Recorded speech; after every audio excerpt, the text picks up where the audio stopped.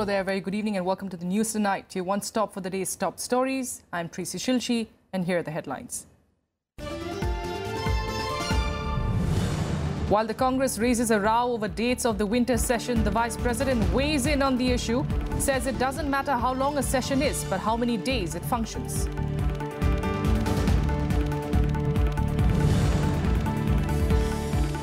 Amid protests against the film Padmavati, Vice President Naidu says a democracy supports freedom of expression, but no one can announce rewards on violent threats.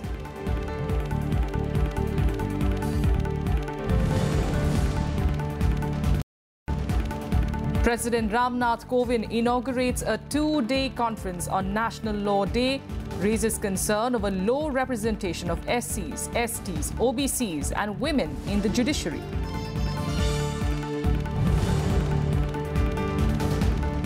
Pakistan defends its decision to release terrorist Hafiz Saeed from house arrest. The country's foreign office says it is duty-bound to protect its citizens.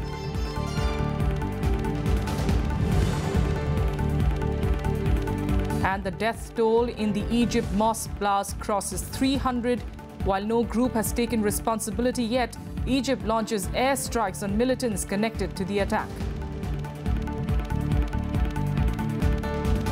Our top story ahead of the upcoming winter session of Parliament, Vice President M. Venkaiah Naidu today said that it does not matter how many days Parliament convenes for, what matters is how many days it functions. Parliament should function effectively. How effectively the Parliament functions, how meaningfully debate takes place on a variety of issues, and that is important. How many days Parliament sat is not the issue. How many days Parliament has functioned, that is the issue. Well, his remarks come a day after the government announced dates for Parliament's winter session amid criticism by the opposition for delaying the session. The government has, however, rejected the Congress party's tirade as a chorus of baseless allegations. A war of words ensued between the government and the opposition Congress a day after the Cabinet Committee on Parliamentary Affairs drew up the schedule for the winter session of Parliament. The Congress alleges that the government has delayed the session to avert debates on several contentious issues. 15 तारीख चुनी है मतदान खत्म होने के बाद, प्रचार खत्म होने के बाद नहीं, मतदान खत्म होने के बाद 15 दिसंबर का दिन चुना गया है। हम निंदा करते हैं सरकार की, बहुत बड़ा आघात हमारे संसदीय प्रजातंत्र पर पहुंचा है। Taking on the Congress, Minister of State for Parliamentary Affairs Vijay Goyal insisted that previous governments, including the UPA, had scheduled sessions after state polls. Congress तो कह रही थी कि वॉश आउट हो गया है, कि होगा ही नहीं है, तो सेशन तो हो रहा है। कांग्रेस कह रही थी कि कम दिनों का हो रहा है, तो कोई कम दिनों का नहीं हो रहा, पूरे 14 दिन के लिए सेशन हो रहा है जैसे पहले होता आया हुआ है जी। कांग्रेस कह रही थी कि डेमोक्रेसी के ऊपर, प्रजातंत्र के ऊपर काली छाया पड़ रही है। अब काली छाया तो उनको देखनी चाहिए कि इमरजेंसी के अंदर पड़ी थी, कोई अभी तो नहीं है। और ऐसा मनमोहन सिंह जी के समय में, ऐसा नरसिंह राव जी के समय में और ऐसा उससे पहले भी समय के अंदर हुआ है। The winter session of Parliament will begin from the 15th of December and will conclude on the 5th of January. There would be a total of 14 working days after discounting Christmas and other holidays. The session is crucial as the government plans to bring a bill to end the practice of instant triple talaq and another bill to grant constitutional status to the National Commission for Backward Classes. Kriti Mishra's report for Rajya Sabha TV. And amid the ongoing row over the film Padmavati, Vice President M. Venkaiah Naidu said on Saturday that giving violent threats and announcing rewards for physical harm is not acceptable in a democracy. Speaking at a literary festival in Delhi, the Vice President said that protests must be held in a democratic manner. He also warned against undermining the rule of law in the country. Although he stressed that he was not talking about one particular film, he of course meant it in general, and he cited several films that were previously banned, such as Garam Hawa, Kissa Kursi Ka and Andhi. The Vice President's remarks assume significance as they come amid massive protests by many groups against Sanjay Leela Bhansali's historical drama Padmavati. The protesters allege that the film distorts history. You have the right to protest in a democratic manner. Go to the appropriate authorities and complain to them. Take the recourse like that in a democratic way, but you can't physically obstruct and you can't give violent threats. That does not understand, that does not undermine the rule of law. Well, it was a busy day, of course, for Vice President Venkaiah Naidu, who on Saturday also inaugurated the All India Gandhian Constructive Workers Conference in New Delhi. While addressing the conference, the Vice President said that Mahatma Gandhi's message of cleanliness holds utmost importance.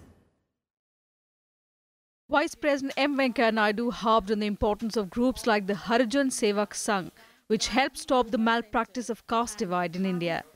Talking about Mahatma Gandhi, the Vice President said that Bapu held cleanliness even above freedom. Gandhi ji ने कहा था, हिंदुस्तान में जो सबसे अधिक दुख में पड़े हैं, उनको हरिजन कहना यथार्थ है। हरिजन का अर्थ है ईश्वर का भक्त, ईश्वर का प्यारा, हरिजन। हरि माने नॉर्मली हम लोग ईश्वर जी के बारे में बताते हैं। The Vice President also talked about the importance of the contributions of each citizen towards nation building. He added that we can take our ancient culture to a new level only with people's participation. ये संस्कृति जो भारतीय संस्कृति शुरू से हमारा लोगों ने आदिकाल से, वेद काल से, पुराण काल से पूर्वजों जिया और दिया, विरासत में उनको मिला। भारतीय संस्कृति, धर्म, इसी परंपरा को हम सब लोग मिलकर आगे ले जाना चाहिए। The event organized by the Harijan Sevak Sangh was attended by various religious leaders and their followers. The two-day event will also see workshops on Gandhiji's ideologies. With Mohammad Fateh Tipu, Bureau Report, Rajya Sabha TV.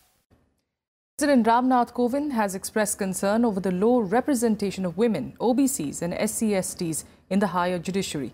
Speaking at an event to mark National Law Day, the President said that of the 17,000 judges in our subordinate courts, high courts and the Supreme Court, only about 4,700, which is roughly 1 in 4, are women. He called on the judiciary to walk in pace with other public institutions in being representative of the diversity of our country. He said immediate steps must be taken in this regard. This is the age of instant communication and technology. We must use these tools to speed up the justice delivery process. Expectations of our people are justifiably high, and only the judiciary has the capacity to fulfill them. Prime Minister Narendra Modi on Saturday reviewed the progress made to prevent undernutrition in India. The high-level review meeting was attended by officials from the Prime Minister's office, Niti Aayog and other ministries. The Prime Minister stressed on the need to work towards concrete objectives to reduce stunting, undernutrition, low birth weight and anemia. He emphasized that visible and measurable results should be seen by 2022, the year India celebrates its 75th Independence Day. Successful nutrition initiatives in some other developing countries also came up for discussion. During the meeting, senior officials told the Prime Minister that initiatives such as Swachh Bharat Abhiyan, Mission Indradhanush, Beti Bachao, Beti Padhao and the Pradhan Mantri Matru Vandana Yojana were having a positive impact on nutrition. The Prime Minister said that there is a need to converge all schemes of the union and state governments which directly or indirectly have an impact on nutrition outcomes. Now, according to the Global Nutrition Report 2017, India is facing a serious threat of undernutrition. It says 38% of the children in India under the age of 5 are affected by stunting, while 21% of those under 5 years of age are defined as wasted or severely wasted, meaning that they do not weigh enough for their height. Rising rates of anemia in women of reproductive age is also a big concern. The report shows more than half of India's women suffer from anemia, a serious condition that can have long-term health impacts for both mother and child. The report also brings to light the crucial need to tackle the double burden of undernutrition and obesity. 16% of adult men and 22% of adult women in the country are overweight.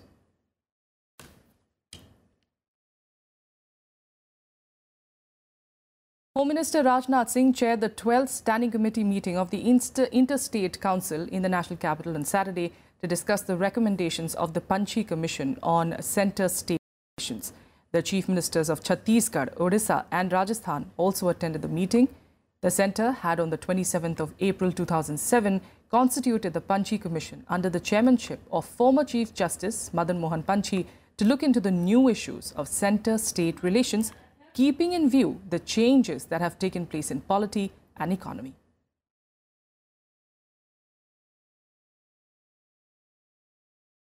In more national news, an off-duty Territorial Army Jawan, Irfan Ahmadar, was abducted and killed by militants in Shopian district of South Kashmir. Dar's bullet-riddled body was recovered from an orchard on Saturday morning. According to officials, Dar was on leave till the 26th of November. The army suspects that the Jawan was abducted and killed by terrorists. The matter is being investigated by the state police. Jammu and Kashmir Chief Minister Mehbooba Mufti and former CM Omar Abdullah also condemned the Jawan's killing.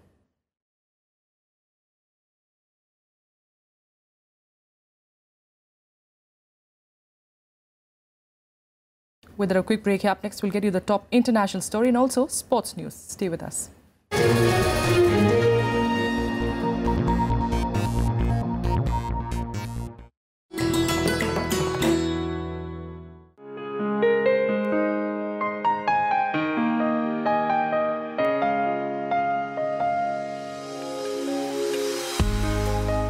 The prolific British poet and story writer Joseph Rudyard Kipling, one of the first masters of short stories in English.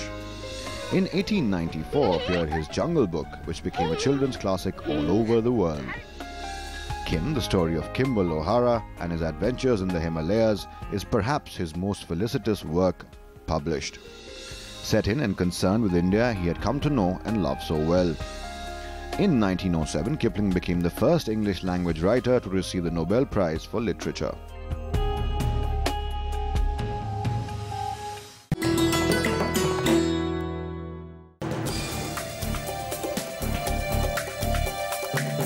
Hello and welcome. I'm Amritan Shurai and you're watching Law of the Land. The function of the Director of Estate is to protect the estate of the Government of India. Logically, any law-abiding person should move out, whether he's a government servant, retired, or a political person. So there is a time period should be provided for the estate officer also to conduct an inquiry. Watch Law of the Land on Rajya Sabha television.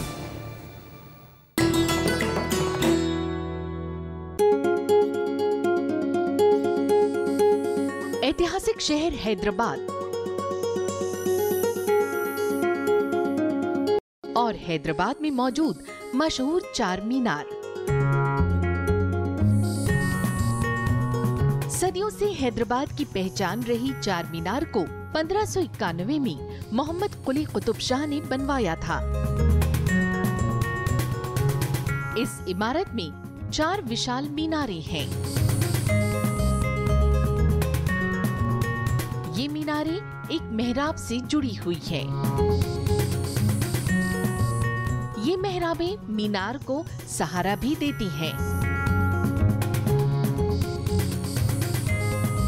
चार मीनार की खूबसूरती को देखने के लिए देश विदेश से आते हैं हर साल हजारों पर्यटक।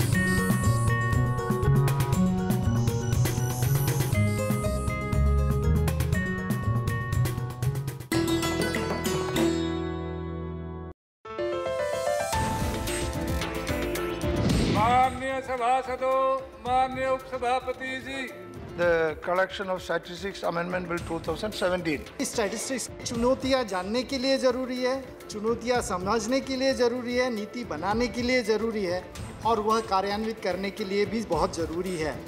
यह सब आखिर में गुड गवर्नेंस में ही आता है, जो कि सरकार की नीति है और इसमें जम्मू एंड कश्मीर इंटीग्रेट हो रहा है। ये बहुत अच्छी बात है। पूरब से पश्चिम तक, उत्तर से दक्षिण तक प्रामाणिक और भरोसेमंद जानकारी, बनेगी नीतियां प्रभावकारी, तय होगी जिम्मेदारी। मेरा सुझाव है जो नोडल अफसर की नियुक्ति होगी वो केवल स्टैटिस्टिकल ऑफिस से होनी चाहिए, क्योंकि स्टैटिस्टिकल ऑफिसर वाले जो हैं डाटा कलेक्शन का काम, कंपैरिजन का एनालिसिस काम बहुत बढ़िया तरीके से करते हैं। The appointment of nodal officer, yes, we agree there should be nodal officers, but the powers are not defined in the act. संसद संवाद में देखिए इस बार सांख्य की चर्चा।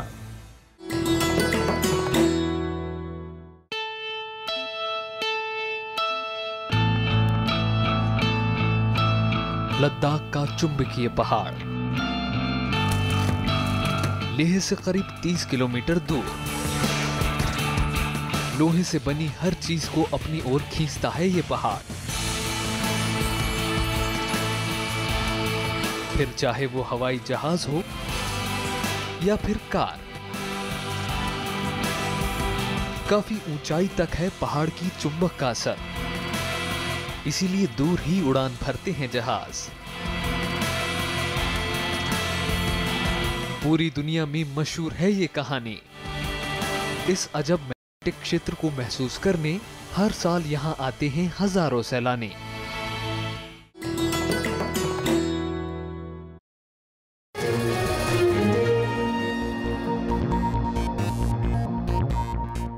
Welcome back. Let's get international news. In Pakistan on Saturday justified the release of Mumbai terror attack mastermind and Jamaat-ud-Dawa chief Hafiz Saeed. Pakistan's Foreign Office claimed that Islamabad was committed to the implementation of the UNSC sanctions regime on terrorists, adding that it has taken several steps in this regard. In a statement, Pakistani Foreign Office spokesperson Mohammad Faisal said that courts in Pakistan were determined to uphold the rule of law and due process for all citizens of Pakistan. His statement comes following massive condemnation from India as well as the United States over the release of Jamaat-ud-Dawa head and Lashkar-e-Toiba founder Hafiz Saeed. Designated as a global terrorist by the US and the UN, Saeed carries a $10 million bounty on his head for terror activities. His release comes just days ahead of the 9th anniversary of the 26/11 Mumbai attacks, in which 166 people were killed. Well, staying with Pakistan, one police personnel was killed and over dozens injured on Saturday in clashes across Pakistan after security forces launched a crackdown on sit-in protests by religious hardliners in Islamabad. Pakistani authorities have also ordered all private television channels to go off air. The protests have spread to many other cities, including Karachi, Lahore, Rawalpindi and Peshawar. A police personnel was killed and over 50 security officials injured after a nationwide protest spread across Pakistan on Saturday, with the police and paramilitary enforcing a crackdown on Islamist protesters in Islamabad. As per the reports, dozens of protesters also sustained injuries. The clashes began when police launched an operation to disperse around 1,000 activists of Tehreek-e-Labbaik, a new hardline Islamist political party. The hardliners have blocked the main routes into Islamabad for more than 2 weeks. Police used tear gas and water cannons to disperse the crowd. The protests have spread to other cities too, with party supporters taking it out of Islamabad. While hundreds of protesters blocked roads using vehicles in Gujranwala, protesters used burning tires to do the same in Hafizabad. Meanwhile, power and internet services have been suspended in many cities. सुन्नत और हमारे कायदीन जो इस्लामाबाद में एक जायज़ मुतालबा जो ख़त्म नबूवत पर डाका डालने वालों के ख़िलाफ़ हो रहा है, उस पर हुकूमत का ज़ालिमाना इक़दाम जो ऑपरेशन जारी है उसके ख़िलाफ़ हम एहतजाज करते हैं और हुकूमत पर लानत भेजते हैं और हमारा मुतालबा है कि फिलफौर ऑपरेशन बंद किया जाए। As protests spread across the main cities of Pakistan, authorities ordered private television channels to go off air. The Pakistan Electronic Media Regulatory Authority issued a notification prohibiting live coverage of the Faizabad sit-in operation. The protesters have been demanding the resignation of Law Minister Zahid Hamid for the changes to an electoral oath, saying it amounts to blasphemy. The government has put the issue down to a clerical error. Bureau Report, Rajya Sabha Television. Now to Egypt, where the death toll in a bomb and gun attack on a Sufi mosque in North Sinai has risen to 305, with 27 children among those dead. Another 128 people were injured, according to a statement from the public prosecutor. Government officials have confirmed that 25 to 30 armed men carried out the assault on the Al-Rada Sufi mosque in Bir al-Abed during Friday prayers. There has not been yet a claim of responsibility from any group, but the Egyptian government has claimed that it has carried out airstrikes on militants responsible for the attack. President Abdel Fattah al-Sisi has vowed to respond to the massacre, believed to be the deadliest terror attack on the country's soil, with brute force.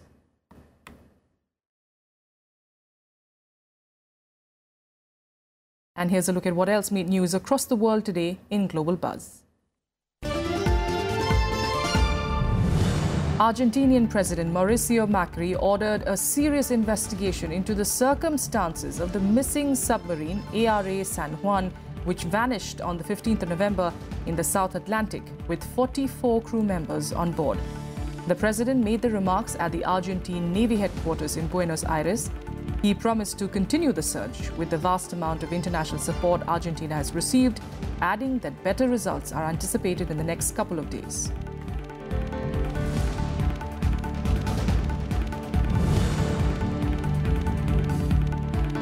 US President Donald Trump today called his Turkish counterpart Recep Tayyip Erdogan and discussed implementing a UN Security Council resolution for the peaceful settlement to the Syrian crisis and defeat of the ISIS terror group. Trump reaffirmed the strategic partnership between the United States and Turkey, particularly in combating terrorism in all its forms and fostering regional stability.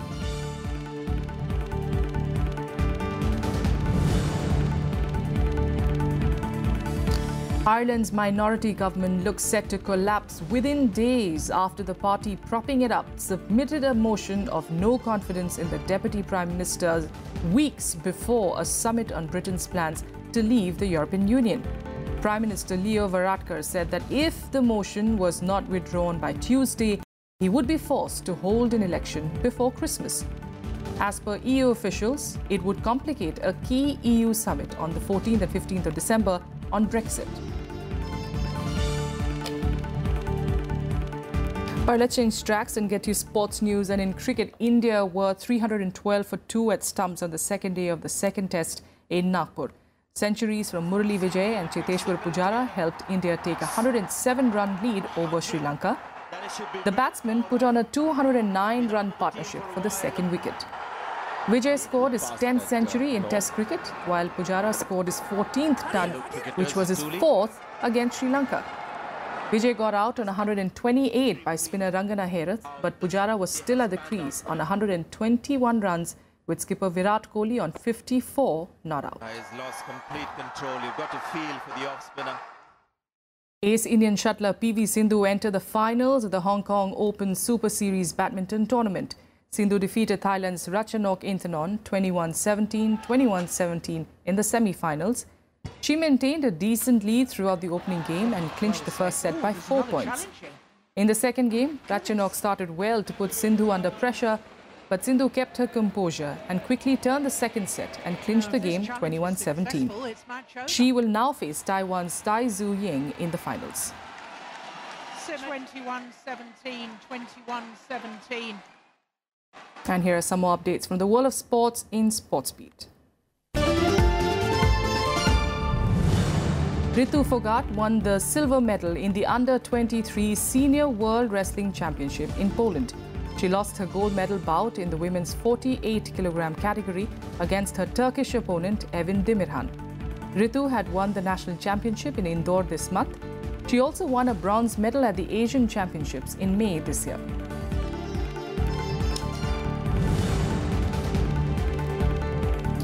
Indian women boxers Jyoti Gulia, Shashi Chopra and Ankushita Boro have entered the finals of the AIBA Youth Women's World Boxing Championships in Guwahati.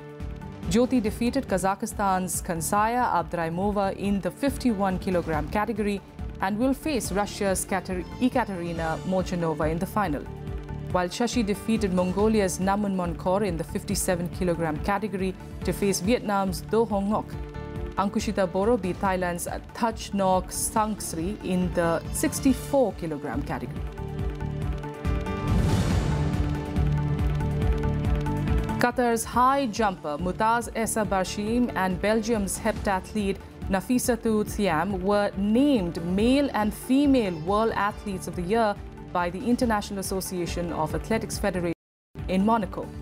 Barshim was unbeaten in 11 competitions in 2017 and won a gold at the World Championship, while Thiam won the world title and broke the 7,000 points barrier with her 7,013 points in Austria.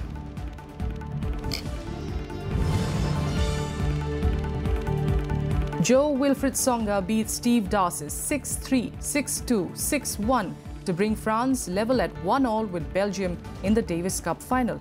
He missed several early break changes but came back quickly to demolish Darcis.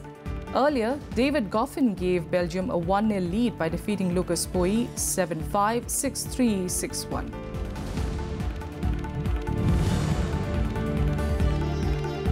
Argentina and Barcelona striker Lionel Messi received his 4th European Golden Shoe Award for being the top scorer in Europe during the 2016-17 season.